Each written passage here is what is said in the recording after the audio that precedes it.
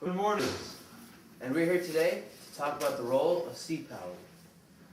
In naval warfare, the Union and the Confederates used military submarines for naval power. And now, to stand with the weather report.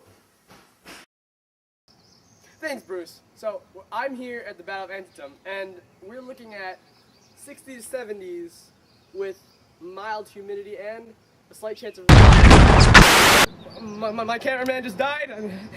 His body's everywhere. Oh my God. I think they found me. If you're watching this, tell my wife Clara Barton that I love her. Oh my God. Stan's cameraman just got shot on the scene. This comes to show you how bloody this war will be. And his last words before he got shot was, did you get that, Bruce? You got that written down? Yeah, I got it right here. Stan, I'll make sure Clara gets her message. And speaking of Clara Barton, did you know she was the founder of the Red Cross? What do you know? And in today's broadcast, we will be filming live in the Battle of Antietam, where it has begun to start. The Union and the Confederates are setting up for battle as we speak. This could have the potential to be the bloodiest battle in the Civil War. Yes, hello, it's me, Stan, and I was able to get away from the battlefield. My cameraman is dead, as you know, so I am taking his job for him. Speaking of which, there are two Union soldiers preparing for the battle. Salutations. Hello there. My name is Stan, and I am trying to get some footage and interviews of the Union soldiers before. Right now. Anxious. We're very anxious, but we know and we are confident that we can defeat those Confederate scum. The odds are against us, but that does not matter. Yes. It's true, right? It's true that this is the Confederates' home field, battlefield, the home field advantage. Home field advantage. Yeah. Yes, we have known that, but it does not matter. Thank you, Stan. Stan's a brave man. He went into battle even though his cameraman was shot during the weather report.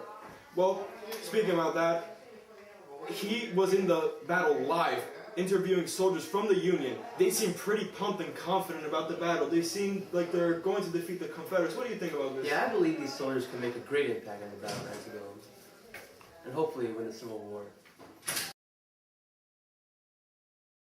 And now for a commercial break. We'll be right back in a couple minutes.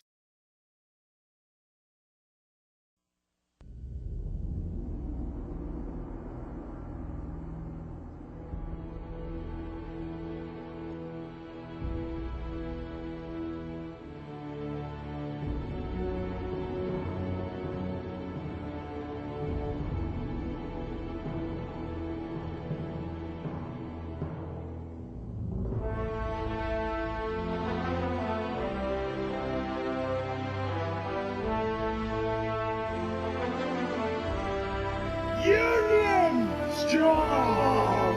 Union strong! Union strong!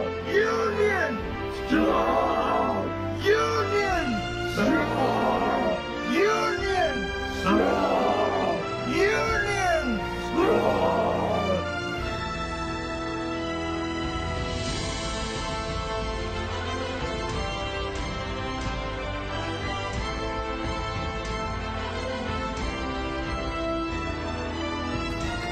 Union, what is your profession?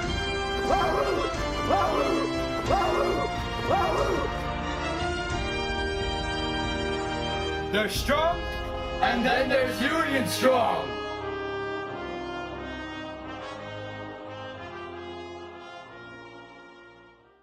And we're back. Now, up next, we're going to get live coverage from the battle itself. And Stan, again, brave man, he's going to go into the battle and interview one of the soldiers while he's actually fighting. How are you feeling?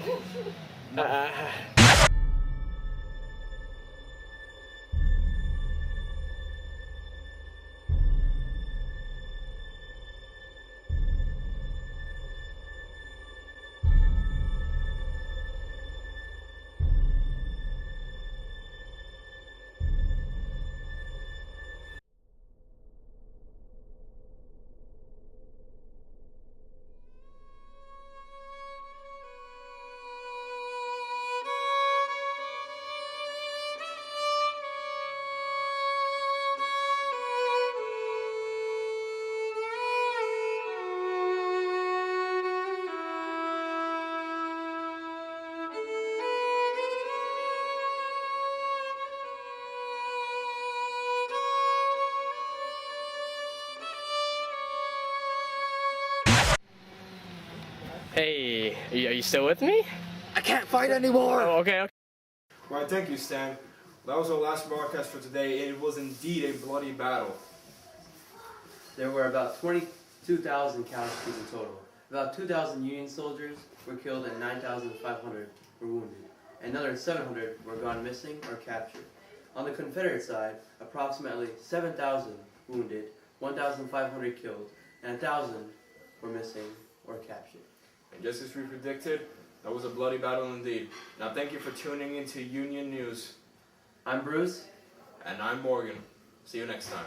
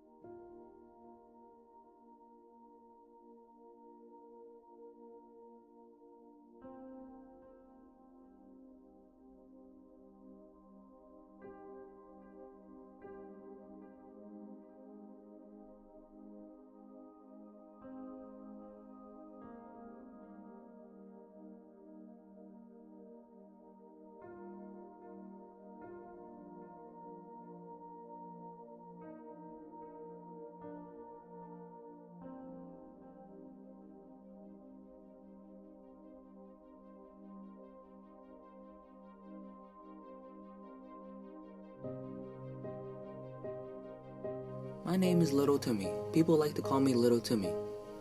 My daddy went to fight in the Battle of Antietam and didn't come home for days. Mommy won't stop crying, and she won't tell me why. I think it's because she's a girl, and girls cry. I went to visit Daddy at the place he told me not to go. I couldn't find Daddy, but I found other people. They were all sleeping on the floor with ketchup on them. I went to go further, but this ugly man told me not to go because I was going to step on some bloody lane. He said something about it being a tax on Lee's center, whatever that means. I tripped on a person and fell into a puddle of ketchup. There was ketchup everywhere, and Mommy thought I was hurt when I got home. I can't wait until Daddy comes home. I miss Daddy. Love, Little Timmy.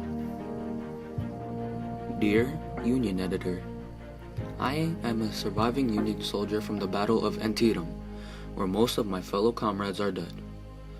Out of all the days of this war, I have never experienced how much bloodshed there is on the battlegrounds. The Union first started with about 87,000 men, and our enemies, the Confederates, roughly had about 46,000 men. This battle that I have faced is a Union victory, but our commander McClellan gave mercy to the Confederates and let them go away.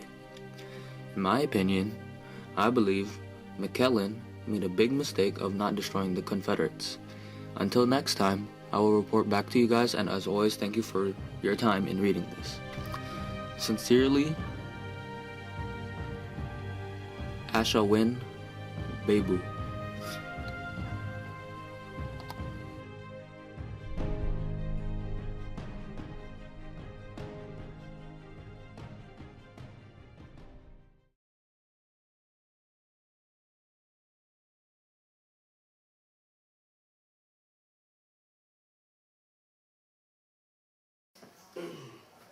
Good morning, young America. This is the Union Square. I'm Clark, here with Stan. Morgan. and Bruce. Now, guys, I have a very important question for you. What's your overall position on the Civil War? Well, well, with everything that's going on, I'm annoyed at the Confederates because they are rebelling a system that I thought was perfect. And I know that Lincoln has had his ups and downs, downs being that he's increased the size of the regular army without a legislative or authoritative command or anything or permission, right? But Lincoln he's someone with experience, and I think experience beats anything else. That's why I am for the Union. Well, you see, the Union has great commanders, like this guy named Ulysses S. Grant. See, his target is not the land, but it's actually the Army's resources and the territory. And you think this helps them in the war? Yes. Oh yes, that's right. Him and Lincoln, they both have experience, and they have mutual mutual understandings of war and Yeah, how to. and they both click. Well, I have to agree with all of that. Well, you see, the Union is more well built than the Confederates. Now, they have the communication, industrialization, and transportation that the South doesn't have. Now, when you think of it, the Confederates, all they have is, they know their land, and they only know how to fight with their land, while the North has the resources they need in order to succeed in the war. Don't you think that's correct? Well, you said it yourself, Morgan, the South does have the home field advantage. That means that they know the land, they know which ways to go, and the Union doesn't.